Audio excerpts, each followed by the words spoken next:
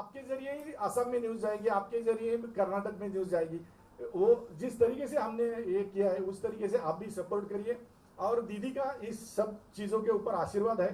ये सब बातें आदिनाथ जी हमारे सेक्रेटरी है, उन्होंने हर वक्त दीदी को बताया और दीदी बहुत खुश है। इसके लिए तो दीदी यहाँ नीचे अभी आके विराजमान है, उनके आशीर्वाद से ही ये सब चल रहा है। और मैं बहुत खुश हूँ कि वो हमारे साथ है।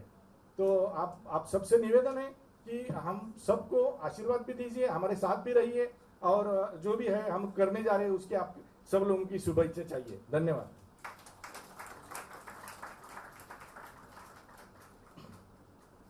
मैं पंडित जी। नमस्कार सर, मुझे बहुत अच्छा लग रहा है कि मैं दीदी के बाजू में बैठा हूँ और सर के बाजू में भी बैठा हूँ। तो मैं कुछ कहने लायक तो हूँ नहीं, लेकिन यही कहूँगा कि ये जो प्रथा जो सोची गई है, ये कहीं किसी ने सोचा नहीं था, न सोच सकते हैं। और बहुत अच्छा, मैं तो गया था एक बार गुरुकुल में जाके और देखा, जो वातावरण देखा और जो वहाँ लोगों का सिस्टमेटिक व्यवहार देखा, मुझे ऐसा लगा कि मुझे भी आके यहाँ रहना चाहिए। बहुत सुंदर जगह है, बहुत मन से बनाया उन्होंने। और मैं हमारे हृदयनाथ जी के साथ में वहाँ था और उन्होंने बहुत आनंद दिया, मेरा इंटरव्यू भी लिया, फिर मुझे बोला बजाइए भी, तो बहुत ही आनंद आया मुझे। बस मैं यही कहना चाहूँगा कि मैं कोई यहाँ मास्टर या बहुत बड़ा कलाकार नहीं हूँ, मैं भी एक विद्यार्थी हूँ। मेरा छोटा सा घर है, वहाँ कुछ शिष्य से बैठते तो हम दोस्तों की तरह बैठते हैं, हम गुरु शिष्य करके नहीं बैठते। तो आपस में कभी चलता रहता है हमारा, गाने बजाने से और लिखने पढ़ने से, गाने के लिए क्या लिखना चाहिए, गाने के लिए क्या बोलना चाहिए, सारी बातें हम लोग डिस्कस करते रहते हैं। जो मैं खाता हूँ बच्चे भी खाते हैं। तो वहाँ जो सिस्टम होगा वो तो बहुत ही सभी को ही बहुत पसंद होगा। मैं आपको बहुत बहुत धन्यवाद देता हूँ कि आपने ऐसा सोचा। आपके परिवार को, राहुल बाबू को भी कहता हूँ कि आपका साथ दे रहे हैं, और बस क्या कहूँ। ऐसा लगा कि बस यहाँ से अब जाओ नहीं, इतना अच्छा क्राउड, इतने अच्छे सुनने वाले, इतना अच्छा वातावरण। मैं वहाँ था और मुझे रख दिया इन्होंने राज कपूर साहब, स्वर्गीय राज कपूर साहब के कमरे में। तो मैं रात भर उन्हीं को ही देखता रहा, उनके गाने के बारे में सोचता रहा, और क्या क्या बातें हुई, वाह। और खाने पीने को बहुत आनंद आया सर, बहुत अच्छा लगा।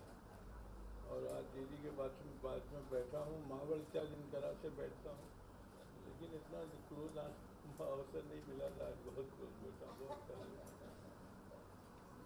बहुत बहुत धन्यवाद, नमस्कार। डॉक्टर एन राजन।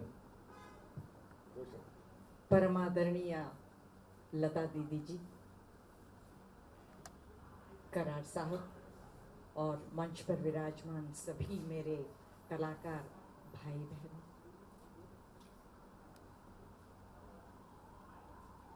जिस प्रकार डॉक्टर विश्वनाथ खरात जी ने यह संस्था गुरुकुल पद्धति में बनाई है, उस तरह हर एक यूनिवर्सिटी में, ऐसा नहीं एक इधर एक उधर, ऐसा नहीं, हर एक यूनिवर्सिटी में होना अत्यंत आवश्यक है। मैं क्यों जरूरी है मैं बता देती हूँ। हाँ, आजकल कई यूनिवर्सिटीज में म्यूजिक पढ़ाया जाता है, सिखाया जाता है, बहुत अच्छी बात है। पिछले 60-70 वर्षों से म्यूजिक सभी जगह है। सबसे पहले मेरे ख्याल से बड़ौदा में म्यूजिक यूनिवर्सिटी शुरू हुई, फिर बनारस आया, फिर भातखंडे आया, उसके बाद बनारस आया। तो आजकल सब जगह है, म्यूजिक कॉलेज है। पर गुरुकुल की जो पद्धति है वो संभव नहीं है यूनिवर्सिटी। इस समय यूनिवर्सिटीज का जो ढांचा है उसमें संभव नहीं। वो क्यों? फॉर इंस्टेंस, हमारे सब्जेक्ट में यानी संगीत में कम से कम 6 साल तक एक ही राग सिखाया जाता है, एक से दूसरे का नाम तक लेने नहीं देते हैं गुरुजी। पर एक बार जब एक राग के ऊपर पूरा अधिकार हो जाता है 6 साल में, उसके बाद रागों की संख्या बढ़ाना जो है आसान है। उसके बाद 1 महीने के अंदर दूसरा राग, फिर दूसरे महीने में तीसरा, इस तरह any number of ragas one can learn. तो यहाँ पर जो है quantity is not the main thing, यहाँ क्वालिटी है। और इस तरह का ट्रेनिंग जो है सब जगह होना चाहिए, ताकि हमारा संगीत का जो भविष्य है बिल्कुल पहले जैसे और उज्जवल हो जाएगा। मुझे बहुत अच्छा लगा जैसे मेरे भाई हरि जी ने कहा, हम लोग वहाँ गए थे, इतना सुंदर परिसर है, और जो बच्चे वहाँ आएंगे उनका भी सौभाग्य रहेगा कि खूब अच्छी तरह रह के वहाँ सीख सकते हैं। ये संस्था जो है आगे जाके उत्तरोत्तर बढ़ेगी, इसमें मुझे जरा भी संदेह नहीं है। धन्यवाद। गुरु हाऊ टू टीच हेही त्याला माहिती असावं, आणि तिसरी सर्वात महत्त्वाची म्हणजे विलिंग टू टीच। या तिन्ही क्वालिटीज गुरुमध्ये असाव्यात, आणि जे इथे बसलेले आहेत त्या गुरूंची निवड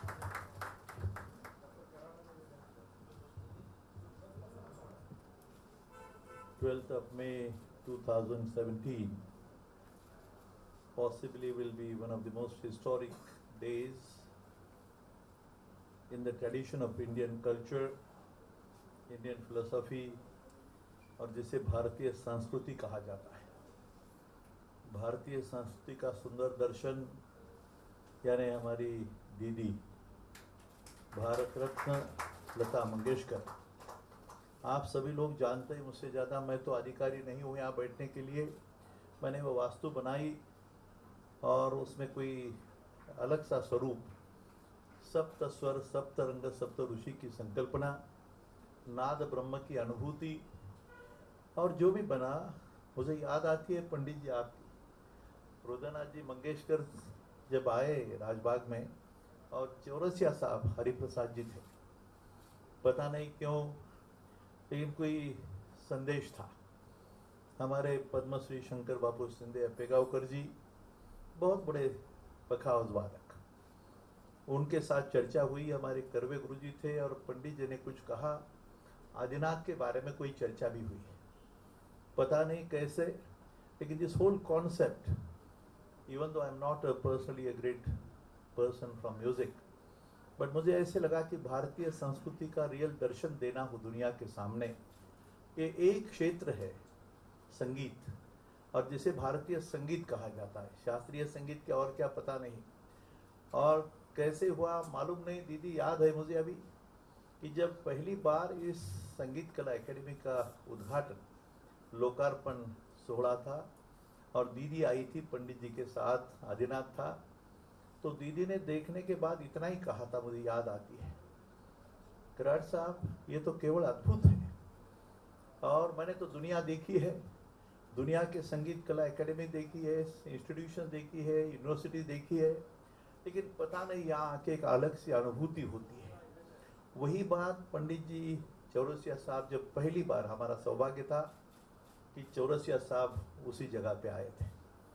जब कार्यक्रम पूरा हुआ और रात को वो जो यज्ञ कुंड है, त्याग और समर्पण का प्रतीक, वहाँ आने के बाद पंडित जी ने कहा था, पहली बार मिले थे, तो बोले कि कराड़ साहब मैंने स्वर्ग नरक तो देखा नहीं, मैं जाति पाति मानता नहीं, मैं धर्म की बात नहीं करूँगा, लेकिन मुझे ऐसे लगा कि यदि किसी को स्वर्ग की अनुभूति करनी हो, यदि विश्वास है तो यहाँ आके देखे।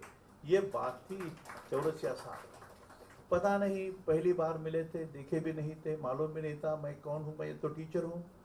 तो ऐसी सारी बातों की मुझे याद आती है कि ये सौभाग्यशाली दिन हमारी ज्योति हो, हमारा मोहिते हो, या पंडित हृदयनाथ जी के आशीर्वाद से जो बना है, और जिसके लिए भारत रत्न नहीं विश्वगान सम्राट ने कहा था हमने आळंदी में। ऋषि वेद व्यास से लेकर संत ज्ञानेश्वर तक सारा पूरा प्रयास, पूरा तत्वज्ञान, पूरी संस्कृति का दर्शन जिनके जीवन में बैठा है। मैं स्तुति नहीं कर रहा, but let me tell you friends that Swami Vivekananda had predicted in 1898-97, and he had said that time 21st century will be the century of Mother India, my Mother India। पता नहीं कैसे, लेकिन मुझे ऐसे लगता है कि ये छोटा योगदान है। संगीत के माध्यम से जितनी भी ऊंची सोच है, विचार है, कल्चर है, ट्रेडिशन है, फिलॉसफी है भारतीय संस्कृति का, जिसे शायद अनफॉर्चुनेटली अंधश्रद्धा कहा गया, ब्लाइंड फेथ कहा गया, रिलीजियस कहा गया। लेकिन मुझे लगता है कि इनका ये जो धर्म है, जो दीदी ने दुनिया को सिखाया, एक नाम लेते ही दुनिया देखती है कि यह कौन है, कहाँ से कैसा पैदा हुई, क्या देन है ईश्वर की, ईश्वरीय लीला है, ऐसी बातें। तो मैं कहता हूँ कि मुझे जब देखता हूँ मैं दीदी को, तो भारतीय संस्कृति का असली दर्शन इसके जीवन में होता है। और वही आज इस प्रोग्राम के लिए आशीर्वाद देने के लिए यहाँ मौजूद है। हमारी उषा दीदी सामने बैठी है, पंडित जी यहाँ बैठे हैं, उनका बेटा अजयनाथ काम करता है इसमें। तो ये सारी बातें संजोग है, दिस इज अ डेस्टिनी, ऐसा मेरा मानना है। I am an engineer, I do understand what is particle physics, IT, computer, whatever you call it, but let me tell you friends that time has come and possibly this Sangeet Academy, जिसे गुरुकुल के नाम से शुरू से चालू है, यही रीति दिल से है। हम तो वैष्णव लोग हैं, मानते हैं सारी बातों को, इंजीनियर होते हुए भी। तो इसलिए मैं इतना ही कहूँगा कि आज जिस दिन दीदी के हाथ से उद्घाटन हुआ, वो जो शब्द है मेरे ध्यान में है अभी तक। जिस भाव से कहा, तो मैंने रिक्वेस्ट किया था, दीदी आपने दुनिया देखी है, दुनिया में इतनी बड़ी बड़ी संगीत एकेडमी है, सेंटर्स है, यूनिवर्सिटीज़ है, आप अध्यक्ष बनिए ना। और you will not believe friends, never in her life she had accepted any offer of any other institution, but for the first time she gave us a blessing by accepting the chairmanship. ये विश्व शांति संगीत कला academy की chairmanship accept की, just आशीर्वाद है, एक शब्द की बात है, जीवन की एक संकल्पना, और वो दुनिया के लिए, समाज के हित के लिए, भारत के हित के लिए समर्पित करने वाली त्याग और समर्पण की भावना को इस संगीत के माध्यम से देने का पहला प्रयास हुआ। मैं 2 शब्दों का जिक्र करूंगा, और मुझे आशा लगती है कि यह Sangeet Academy will certainly add to the grace and beauty and dignity of India. क्यों? ये आशीर्वाद है दीदी का।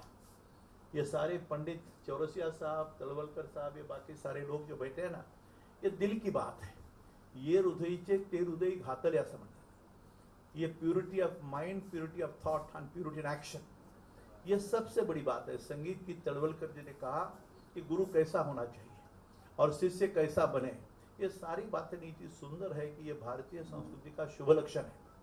और मैं तो ये मानता हूँ कि हम तो इंजीनियरिंग कॉलेजेस, मेडिकल चलता है, लेकिन this is what is essential.